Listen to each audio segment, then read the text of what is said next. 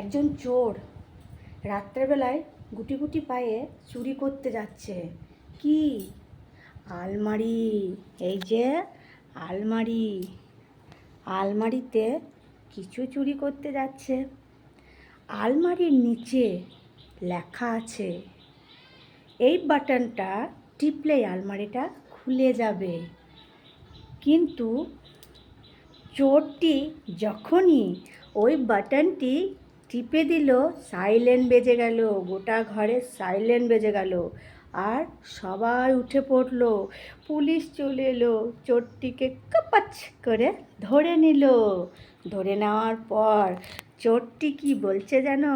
বলছে, এই দুনিয়ায় মনুষ্যত্ব বলে আর কিচ্ছু নেই, কিচ্ছু নেই, মানুষের মধ্যে মনুষ্যত্ব উঠে গেছে। চোরটি বাটন টেপার ফলটি পেয়ে গেল।